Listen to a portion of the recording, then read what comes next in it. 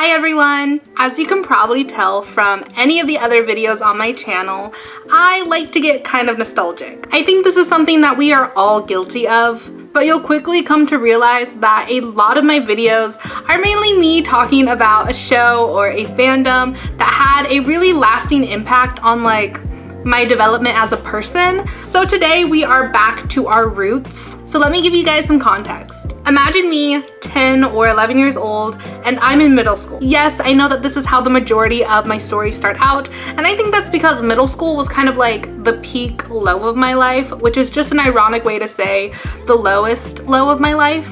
I'm not gonna get too far into it, but tween Malia was really dealing with just the normal angst of middle school, I think. At least it was normal for me. In my mind, it was the normal experience, but I cannot guarantee what middle school is like nowadays, but that's kind of an entirely different video. Anyways, long story short, middle school was kind of like the beginning of my decline of my mental health, and I just found a lot of comfort in media. Again, maybe I'll get into it another day, but a lot of these franchises had lasting impacts on me and my life and my emotions and what I think of as comfort. And one of these franchises that I will be talking about today, if you could not tell by the title already, is My Candy Love. Also, it seems like my cat is wanting to meow a lot today, so expect that in the background. I am sorry. So if you don't know what My Candy Love is, it is basically an otome game. The game was developed and published by B-Move. I really need my cat to be quiet. What do you want, baby? So I feel like this game is relatively well known, or at least it was known to the point where you would be able to talk about this game, and for the most part people could say, I think I've heard about that as well, which I think, in my opinion, is kind of peak popular. The first game, My Candy Love High School Life, was released in 2011, though I personally didn't get into it until a couple of years later, and I think it became popular for a variety of reasons. The first being the appeal of otome games in general, so it, attracted people who typically played otome games or romance games or dating sim games, so it really appealed to that genre. I would also argue that the accessibility of the game was a big factor, especially in my own playing of the game. You could play the game either on a desktop browser or an app for your smartphone or tablet, and it was for the most part a free-to-play game. Free-to-play in the way that Episode is kind of free to play, so there was an option to pay real money. So you could either wait to accumulate points to progress the story, or you could spend money for extra perks and kind of a better experience of the game, I guess. The game also gained a big community because it had a place on the website where it had blogs and forums. Another big reason that the game was so popular is that it allowed for a lot of character customization, which I think is still kind of rare in most modern otome games. As a big otome game and dating sim enthusiast, the more customizable a character is, the better. At least for me it is. You are able to customize the name, hair, eyes, as well as buy and collect items, clothing, and accessories. The actual customization was not necessarily perfect, but it was still something. Anyways, My Candy Love was something I had almost always planned on talking about on this channel. I was hoping to maybe do a reflection piece or talk about what it meant to me or something of that sort. I was also debating should I talk about my favorite Candy Love crush, or maybe just do a retrospective on the entire franchise or game. However, when I sat down and revisited My Candy Love after 10 years from the original game release, I actually found that a lot of drama has gone down. So before I get too far into it, I do want to mention and plug this Reddit thread. It is posted on r/HobbyDrama by Reddit user AGK720. I actually saw a few posts mentioning some of this drama and various complaints, so this is not the only post nor user who has come forward and kind of addressed some of this drama that went down. However, this post is the most cohesive and comprehensive summary of the majority of the different complaints that I could find. I will have the original Reddit post linked in the description below, so feel free to check it out. A lot of my information I will be referencing and recapping kind of what the post says, but if you want to see the original post, it probably has a lot more detail. Anyways, since my last interaction with this game and franchise over 10 years ago, there has been a lot of development. The first game, and the only one that I had ever played, My Candy Love, released in 2011. Now there are 3 additional games in this series/franchise, so there are 4 games in total. There is High School Life, which is the original game, University Life, Love Life, and Alternate Life. Hello, quick editor's note. I am chiming in here because as I was doing more research on My Candy Love, apparently there is a 5th game. It's part of the My Candy Love franchise. It's called My Candy Love New Gen. However, it is not like the other games. It is not a sequel. It does not feature any of the same characters or the same setting. So I'm not 100% sure why they are branding it within the My Candy Love franchise, but it kind of is feeling like a standalone new game. I don't really know what it's about. There's not a lot of info about necessarily what the storyline is. I'm assuming it's similar gameplay. So I don't have too much to say about it. It's still pretty new. I think it released within this past year.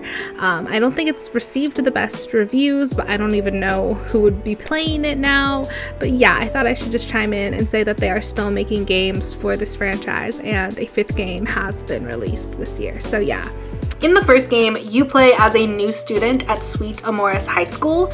There, you meet a number of different characters, causing normal and not so normal high school shenanigans. And maybe most importantly, you meet and interact with all the possible love interests. In the first game, love interests include Nathaniel. He is the student body president, and he's basically like the good boy. I said it weird, but you know what I mean.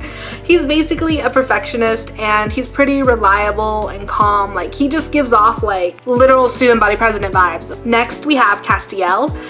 Castiel is basically the bad boy, so opposite of Nathaniel, even presented as opposite of Nathaniel. At first, he comes off kind of rude and abrasive, but once you get to know him, he turns out to be pretty nice. The Reddit post makes a big point to mention that he is in a band and he smokes, so basically we all get the picture, right? Next, we have Lysander. He is cool and mysterious. He's very comfortable with being himself, and he likes to stay out of drama for the most part. I kind of want to say that he gives off lone wolf vibes, and he has an I'm different vibe. He's also in Castiel's band, and they're really good friends. We also have Armin. He is introduced along with his twin brother Alex. Alex ends up being fruity, and Candy's, which is the main character, by the way, I don't know if I mentioned that before, but Candy's best friend. But Armin is his twin brother. Armin's a love interest. He's basically kind of geeky. You kind of talk to him about video games, for example, which I know, nerd alert, but we're filling in archetypes here, you know? Finally, we have Kenton, or formerly known as Ken. So at the beginning of this game, he's kind of this nerdy dweeby guy that has a crush on you. The way he gets portrayed is he has big glasses and a bowl cut, so that kind of vibe. But then he gets sent to military school, and he comes back a little different. He's basically the embodiment of when a girl takes off her glasses in a movie. Then you get Kenton, and he's different now. Okay, now as far as the original gameplay goes, I think the Reddit post words it really well, so I'm just going to quote the couple of paragraphs that they used to describe it.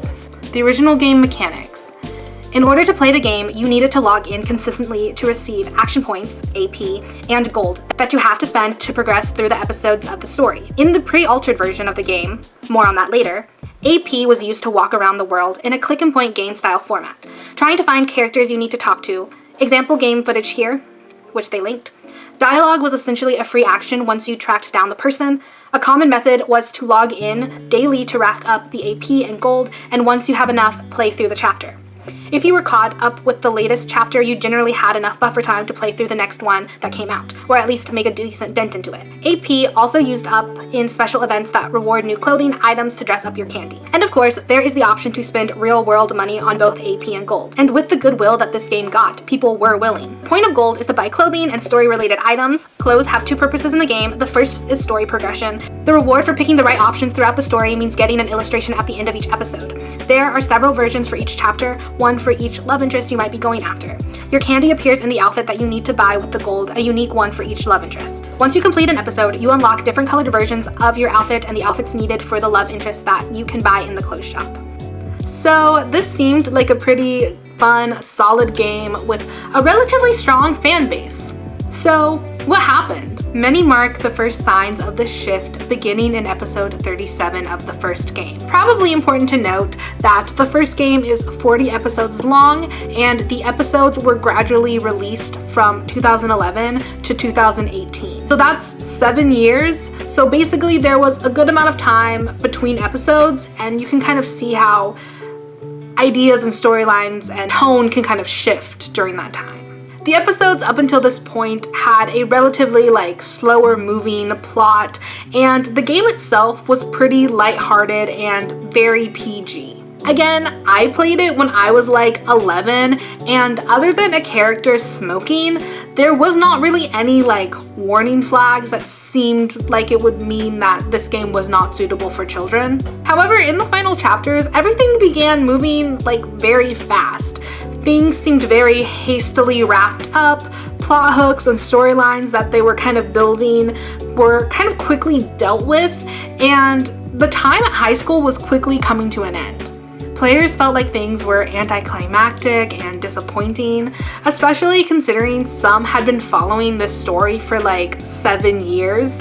At this point in time, no new games had even been announced, and a lot of the players said that there was no in-game indication that it was senior year. There was no concept of the passing of time, and then all of a sudden it was and you're graduating. Anyways, back to episode 37. As I mentioned, the game thus far had been pretty tame and family friendly, but you guessed it, not anymore. The game thought, you know what we need? A sex ed lesson.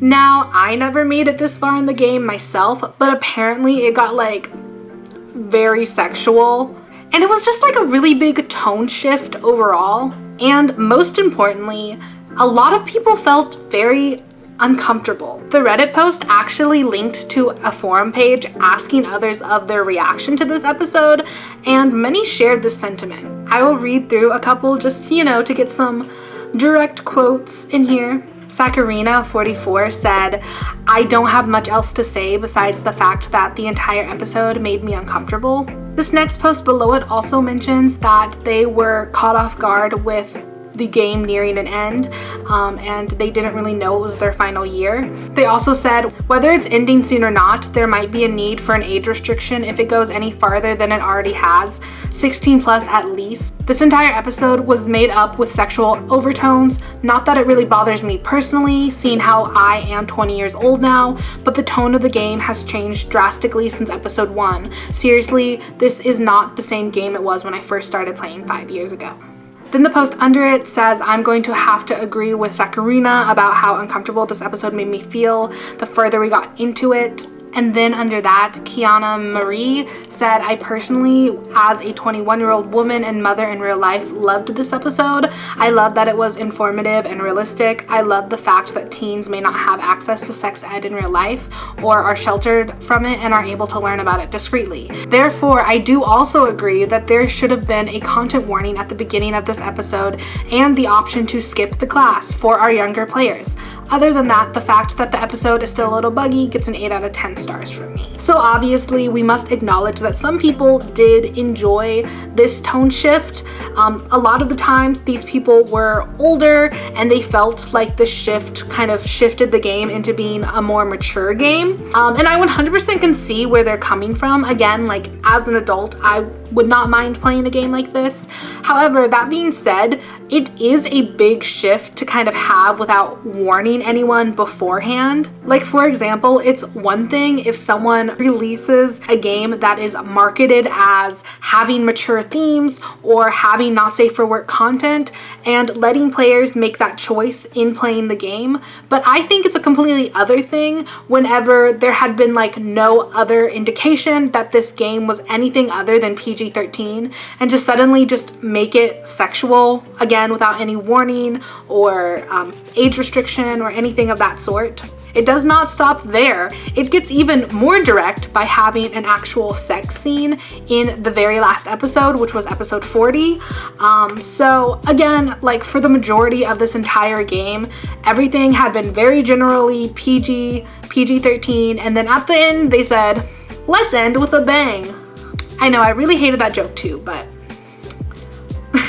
anyways, again, this had a variety of different reactions. Some people seemed not to mind this, but of course there were some people who still felt pretty uncomfortable. Again, this game had not been like marketed as a mature game, and it kind of just put people off. There was another forum post asking about people's reactions to this episode, and I think this one post really kind of highlights a way in which it made people uncomfortable. It's actually by a player that is deleted, but I will read out the post. I am deeply disappointed and honestly quite upset that we did not even get to choose whether our candy wants to have sex or not.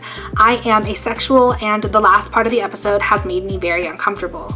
What I needed was a dialogue choice, like A, I feel desire and want to have sex, or B, I do not feel desire and do not want to have sex. I want to cuddle in my pajamas. I think it's indelicate of you not to respect the part of the fandom that was not okay with our characters wanting sex, especially because before we got a choice to say no, there was a lot of sexual thoughts and actions, including taking off our clothes and his, which had already made me feel bad. But still, it is really a shame that I had to skip the last part of the episode to enjoy it.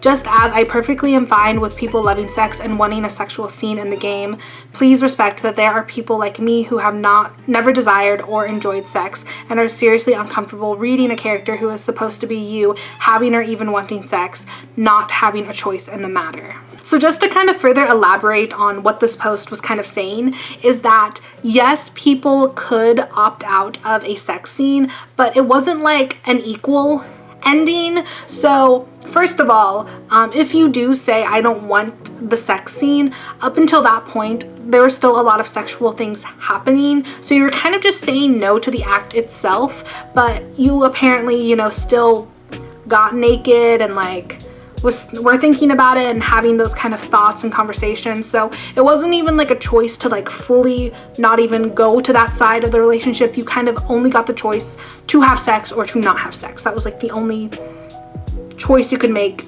with that path. The second thing to point out is that if you chose not to have the sex scene, it wasn't necessarily like you got another option, you just didn't get the sex scene. So they didn't like have a different story from you. You kind of just missed out on a good amount of the story, and the episode just kind of like ended and you don't get anything else. You didn't choose a different path, you just didn't get anything, and you didn't even get a ending illustration. There was not an illustration from you.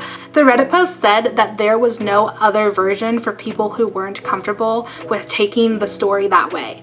Because illustrations had been a reward for picking the right answers this entire time, it was like the players were being penalized for not choosing their character to have sex. Okay everyone, my light died, so we are having a lighting change, so I'm not 100% sure if things look different, and honestly kind of looks a little bit better, but if there is a lighting change, that is why. Anyways, let's get back into this. So, a lot of things seemed like they were going wrong. However, we are not finished there, because that was just the first game. There were a lot of other things that kind of continued this snowballing effect. So we say goodbye to high school and we move to university life. Many people were excited about the idea of moving into college and continuing their relationship with these love interests that they spent the whole first game attaining and maintaining. But as you probably could have guessed, this is not what happened. First of all, there was a time skip, and not just like a small time skip. It wasn't like, oh, Forget about summer break. It has been 4 years when you come back to university life. So there's a 4-year gap in between the two games. Also, you had a brand new avatar. This means that all the items and clothing that you had spent money and 7 years collecting could no longer be used. A big complaint that university life received was that Bmove updated their action point system. So before, like we mentioned, you would just spend action points by walking around, but now you had to spend action points for every line of dialogue. So while you don't have to run around and find people as much, any conversation drained AP incredibly quickly, and it was much faster than walking versions. Not only did the new system make action points drain a lot faster, they also added a cap onto how much AP you could collect unless you paid for it with real money. So yeah, like a lot of people, as mentioned, would log in every day and eventually gain enough action points to play through one solid episode, but now they put a cap on it. It was like, you cannot collect more than this arbitrary amount, which was not enough to complete the episode. And it also definitely did not help that Bmove did not respond positively to any feedback or concerns. The Reddit post has a link to a Q&A with the Bmove team, and like, oof, I won't read it because there's only so much time in the day to get the general gist of everything. There would be questions, like frequently asked questions, or they would respond to questions such as like, why didn't you tell us about the changes? And Bmove basically responded, and I know I'm paraphrasing, but like the tone was there. They literally said like, people should have paid more attention if you read like the fine print. Bmove also just kept on mentioning how good their new system is and how they're making so much money off of it. Like anytime someone would question like, have you been getting a lot of complaints about doing this? Like, has, you know, usership gone down because of this? Bmove just kept on responding, being like, actually, this is really good and we've only heard good things about it, so I don't know what you guys are talking about. People love this new stuff.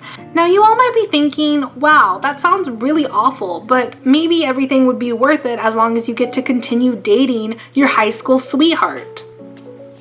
No, you can't do that either. Bmove thought, hey, you know what would make a really good sequel?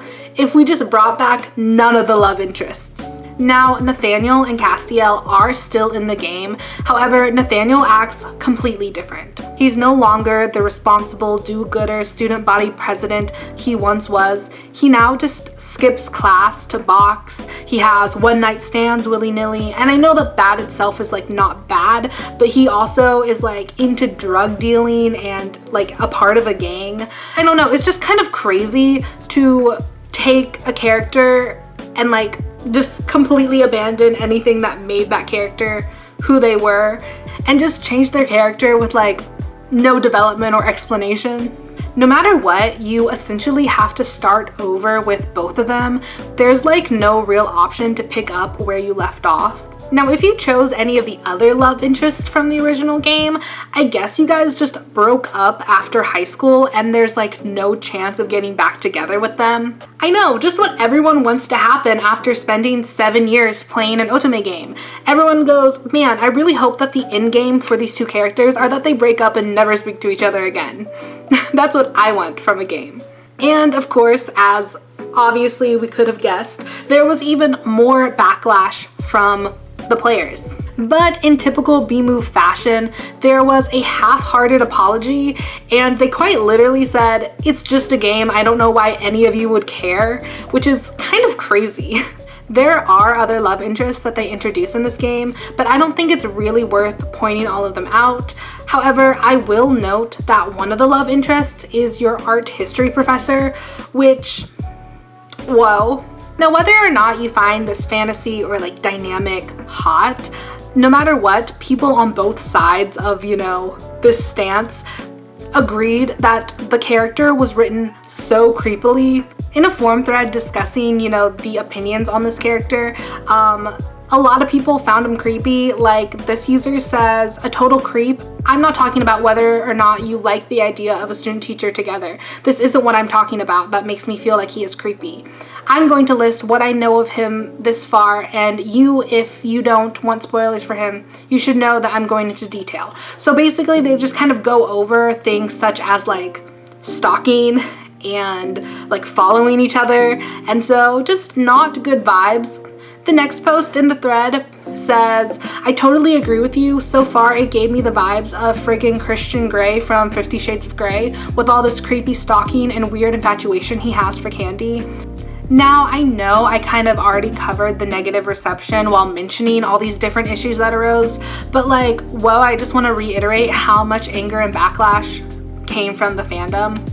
Many people wanted their old love interests back or to readjust the AP system, but nothing ever really happened. This led to many people who were big My Candy Love fans to kind of abandon the game and the community. While we do not have access to any actual data or numbers, many people observed just a decline of engagement and traffic on the website and the forums, which again used to be a very lively community.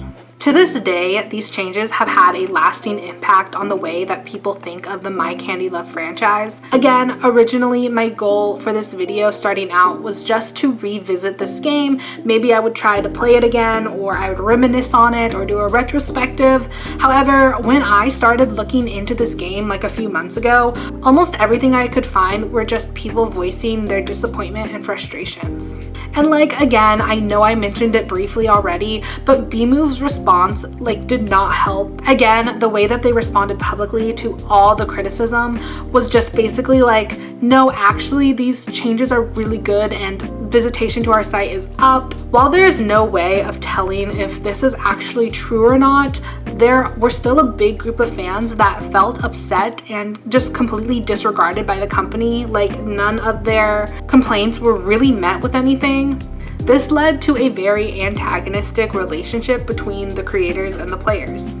As I mentioned, My Candy Love is still arguably successful. I mean, it was successful enough to continue to produce multiple follow-up games in this series. So again, I don't know if that means that a lot of people were still playing it, but I guess it was enough for B-Move to continue to make games for this franchise. Of course, even if the majority of people no longer liked the game, there were still people who played it or may still be playing it today, I don't know. Some people didn't mind the changes, or maybe they just wanted to continue playing because they had already invested so much time into this game, and some people probably even liked the changes. However, those who were upset kind of took on the dominating voice. I do think it's important to mention that a year or two after the big update came out, B-Move did make tweaks to the AP system. They adjusted the amount of AP and gold required for completing certain episodes in the original high school game, and they also removed the AP cap, which is good. However, this was just kind of putting a band-aid over like an infection, and it didn't really help the overall system or get people to go back on their side. There's actually a response on this Reddit thread that kind of talked about the AP update, and the way they broke it down is they basically just said that a lot of these updates were performative and made it seem like they were like charitable on paper, but they still did not help people. Like, it still did not make the game more playable for people. The response said that it basically still required IRL payment for the game to not be unbearable. So even though they might give you like one extra AP, the amount that was spent during the game still did not even out. I will say that these updates were from 4 years ago, so I don't know if anything has changed more since. Part of me feels like it has not. The Reddit post ends with describing how the game is going so far, which again, it was posted 5 years ago by now, but the user did state that they doubled down on sexual content. While there were still mixed reactions with players who either did like it or didn't like it, no matter what, there was still no warnings, there was no way to skip the smut scene, so it still wasn't really handled that well. Now, since the blog post was written, there have been 2 other games that I mentioned, Love Life and Alternate Life. Not surprisingly, there is not much about either of these two games. I believe it's because anyone who were fans of this game had totally abandoned it by now, and for good reason. Even when I searched Love Life specifically by name on Google, there were like 0 results. Actually, there were a couple of results. The top result was like a Wikia page, and then there were like 2 walkthroughs. And can I also mention that the Wikia page for Love Life is basically useless? Like, the game released in 2020 and everything still says coming soon. A little bit of plot it does tell us is that 3 years have passed since graduating university and you now own a cafe. And that's basically all the Wikia says. On a positive note, it seems like B-Move learned their lesson and all of the love interests stayed the same from university life to love life, so that's good. I can only really assume that this is more of a continuation from the last game as far as relationships go, so it seems like you guys are still together, so again, it seems like B-Move kind of figured it out at least then. Again, I can neither confirm nor deny that, but what I do think is funny is that I can't really figure out anything about this. Again, the fandom and Wikia seem very dead, and for example, when I click on the character page for Castiel, I get a synopsis of his character both in high school life and university life, and then it just ends. There is no more information. So like it just blocks out the memory. People truly gave up. They do have the character art for his Love Life character though, so at least there's something. I could only find like literally 2 people on YouTube who have made playthroughs of Love Life. One only did the Castiel route and no one else. So like truly people have moved on or they got so frustrated and gave up. So yeah. I will not lie, I don't really want to shift through like 20 hours of dialogue gameplay to summarize and analyze the quality of the story of what Love Life is about. So I guess no news is good news. I haven't heard the worst complaints. Like I couldn't really find a lot of really bad complaints about this game specifically, but it might just be because university life was so bad that no one wanted to play this game. I am going to make an assumption because considering that this game only is 15 episodes and was finished in 1 year, while every other game up until this point took like multiple years to complete, I could 100% see this being a more hastily like written epilogue type piece. Now, there is a final game, which I think may be the only like semi-positive note of the story. The final game is called Alternate Life, and it's basically a retelling of university life with all the original love interests from high school that they originally did not have. So Lysander, Kenton, and Armin. From the Wikia page, it seems like these routes started around 2022 and they are still ongoing. Even though it took 4 years, B-Move is finally listening to feedback from fans about wanting their old love interests back. I can totally understand why players would be so mad about this. Like, again, like I am a big otome game player, and like I'll admit I'm kind of delusional, but I am very loyal, and I just don't know like how I would feel if a character that I spent possibly like actual real world money on and like 7 years worth of my time just ends up breaking up with me and I have like no other like possible interaction with them. So yeah, would you believe that maybe B-Move should have listened to their fans from the beginning, because Alternate Life seems to have a little bit more traction than Love Life. I know that's not saying much, but I at least found more video playthroughs and walkthroughs when I googled this game. Sadly, this may be where the good news ends. Because I could actually find out a bit more about this game, it seems like B-Move still kind of missed the mark. I found another Reddit post that explains that you still get into alternate life broken up with your love interest, and just from reading it, it seems like nothing really felt too explained or satisfying. I think this one reply says it best. B-Move no longer cares about its characters and its fans. It's such a shame because I've been playing the game for years and it saddens me in a way. Honestly, most posts that I find anymore talking about B-Move are just players fully calling out and recognizing that the company is money hungry, and that's not a good look. What's crazy is that before all of this happened, many people were more than happy to spend money on AP or gold because they enjoyed the game and they wanted to show their support. That's what a healthy relationship should be. You make a good product for the players, they're willing to spend money to support you making a good quality product for them, and the cycle continues. However, as soon as it stopped being reciprocal, it becomes a problem. What's crazy is that B-Move simultaneously started implementing ways to charge players more while also making choices that no one wanted. They quite literally got negative feedback and said, "We don't care. Pay us money." I think that this is the ultimate takeaway, and that is why this story is so tragic. Again, my Candy Love was big. It's a game that, for the most part, was pretty popular. After diving in and seeing more people talk about their relationship with the game, many have talked about how much this game meant to them or how it had a big place in their core memories. The big Reddit post said that people really care about this game and want it to succeed. It was never a masterpiece or the best otome game out there, but the characters and story was fun and the community made it a website you wanted to spend time on. As I mentioned, even though I never finished it, it was a big core media for me in my formative years, which was middle school. It's just a shame to see it turn out so badly, and I think a lot of people share this sentiment. The tragedy is that fans had this media and community they loved, and the creators just seemed to disregard that. Big changes were made that upset many fans, and almost all feedback they received was handled passive-aggressively by the company. Even if B-Move tried to make adjustments years later, it was still too late. They had something great, and the fan base was never able to recover to be what it once was. Again, I do think that this is unfortunate. It also seems like this isn't the only game by B-Move that has gone through similar drama, so there seems to be a pattern.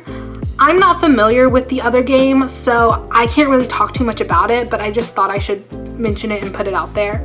Thank you everyone who made it this far into the video. Please let me know in the comments if you played my Candy Love or if you have any opinions on the drama. Again, I don't have too much firsthand experience of when all of this went down, so if you do, feel free to give me some more insight.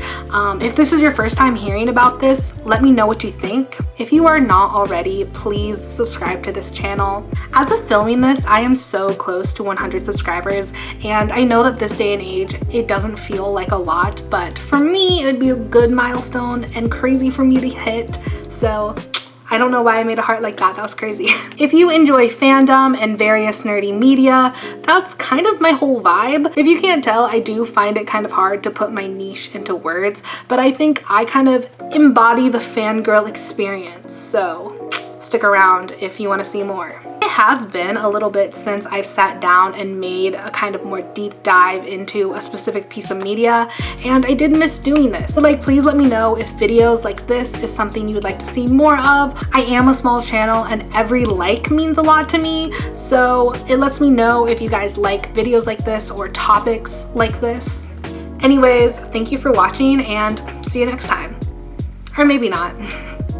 Bye.